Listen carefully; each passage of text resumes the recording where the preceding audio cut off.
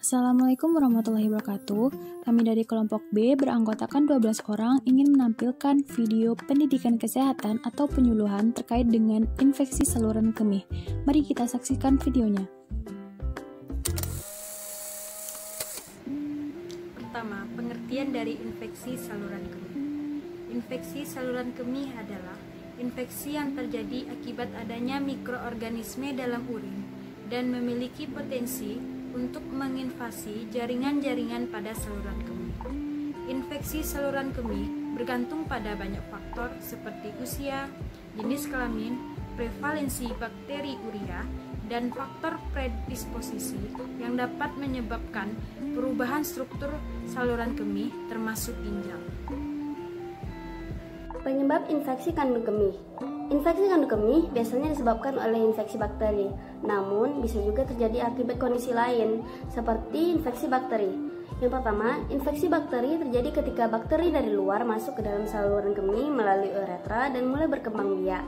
Pada sebagian besar kasus, infeksi ini disebabkan oleh bakteri E. coli. Yang kita tahu bahwasanya bakteri E. coli normalnya hidup di dalam usus dan tidak menimbulkan masalah. Namun, akan menimbulkan masalah jika dia masuk ke dalam kandung kemih. Beberapa faktor yang dapat menyebabkan masuknya bakteri ke kandung kemih adalah seperti membersihkan anus dari belakang ke depan setelah buang air besar, penggunaan alat kontrasepsi diafragma, penggunaan kateter yang cukup lama, serta hubungan seks homoseksual. Namun, terdapat penyebab lain yang bisa menyebabkan infeksi bakteri kandung kemih, seperti efek samping obat kemoterapi, efek samping terapi radiasi pada panggul ataupun bedah pada kandung kemih, penyakit lain seperti pembesar prostat, batu kandung kemih, diabetes, dan HIV. Faktor lain atau penyebab lain yang dapat menyebabkan ISK adalah karena resisten terhadap penggunaan obat-obat antibiotik. Maksudnya di sini adalah bakteri yang menyebabkan ISK ini tidak menanggapi obat-obatan antibiotik yang telah dikonsumsi. Faktor lainnya seperti kateterisasi urin dan juga rawat inap sebelumnya.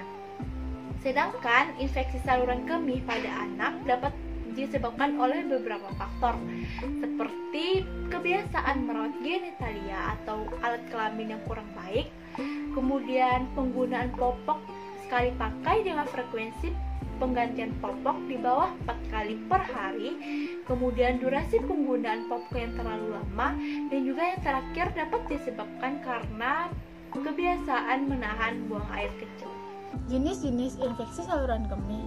Yang pertama, sistitis atau inflamasi kandung kemih yang paling sering disebabkan oleh menyebarnya infeksi dari uretra. Hal ini disebabkan oleh aliran balik urin dari uretra ke dalam kandung kemih, kontaminasi fekal, pemakaian kateter atau sistoskop. Yang kedua, uretritis.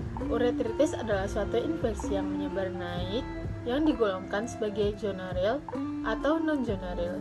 Uretritis gonorrheal disebabkan oleh Neisseria, gonorrhea, dan ditularkan melalui kontak seksual. Uretritis non-gonorrheal adalah uretritis yang tidak berhubungan dengan Neisseria. Gonorrhea biasanya disebabkan oleh Chlamydia phlegmatic atau Ureaplasma urolithicum. Yang ketiga, pyelonefritis atau infeksi traktus urinarius atas, merupakan infeksi bakteri piala ginjal tubulus dan jaringan interstisial dari salah satu atau kedua ginjal. Infeksi saluran kemih pada usia lanjut dibedakan menjadi yang pertama, uncomplicated atau infeksi saluran kemih sederhana yang terjadi pada penderita dengan saluran kencing tak baik. Anatomik maupun fungsional normal infeksi saluran kemih ini pada usia lanjut terutama mengenai penderita wanita, dan infeksi hanya mengenai mukosa superficial kandung kemih.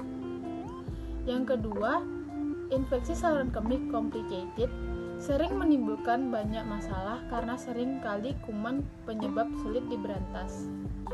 Gejala infeksi saluran kemih jenis uretris adalah yang pertama, mukosa memerah dan adanya edema, terdapat cairan eksudat yang purulen, adanya ulserasi pada uretra, adanya rasa gatal yang menggelitik, adanya nanah saat miksi, nyeri pada awal miksi, kesulitan untuk memulai miksi, serta nyeri pada bagian abdomen.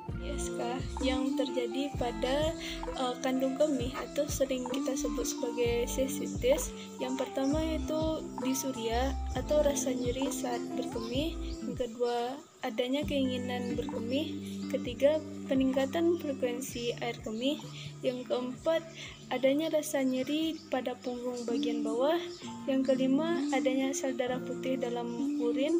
Keenam, adanya demam yang disertai darah dalam kasus yang parah ketika kita sedang berkemih. Gejala infeksi saluran kemih pyelonefritis adalah demam, menggigil, nyeri pinggang, dan dysuria. Cara mencegah infeksi saluran kemih: yang pertama, basuh organ intim sesudah buang air besar atau kecil dari arah depan vagina ke belakang anus, bukan sebaliknya. Itu sebabnya cara membilas perlu kita perhatikan dengan benar. Yang kedua, biasakan berkemih dengan tuntas dan jangan menahan kencing. Kebiasaan menunda buang air kecil akan membuat bakteri bertahan lebih lama bersama urin di kandung kemih. Yang ketiga, minum air putih. Minum banyak air putih akan membilas saluran kandung kemih dan mengeluarkan melalui urin. Yang keempat, mengkonsumsi suplemen cranberry. Itu juga dapat membantu Anda mencegah infeksi saluran kemih dengan lebih optimal. Yang kelima, pakai celana dalam yang menyerap keringat. Opsi celana dalam juga dapat memegang peran penting dalam mencegah infeksi saluran kemih. Segera berkemih sebelum dan setelah berhubungan seksual. Jangan menggunakan sabun pembersih terlalu sering pada organ intim. Jangan menahan buang air kecil selama lebih dari 3 jam. Dan banyak minum air putih. Mencegah infeksi saluran kemih yang selanjutnya yang ke-11 yaitu basuh vagina dari depan ke belakang, dari arah vagina ke anus, bukan sebaliknya, setelah buang air kecil maupun buang air besar. Yang ke-12, bersihkan bibir luar vagina dan anus setiap hari. Yang ke-13, jaga daerah kemaluan tetap kering dengan menggunakan pakaian dari bahan katun. Hindari celana jeans ketat atau busana berbahan nilon karena dapat membuat kulit menjadi lembab dan menimbulkan bakteri. Yang ke-14, jangan menggunakan pembersih organ intim yang penggunaannya dimasukkan ke dalam vagina karena bisa menyebabkan iritasi. Cukup gunakan di area vulva. Yang ke-15, pertimbangkan untuk tidak memilih diafragma, krim spermisida, atau kondom yang tidak berpelumas sebagai alat kontrasepsi karena bahan-bahan tersebut dapat memicu pertumbuhan bakteri. Konsultasikan dengan dokter untuk menentukan alat kontrasepsi lain yang cocok dengan kita.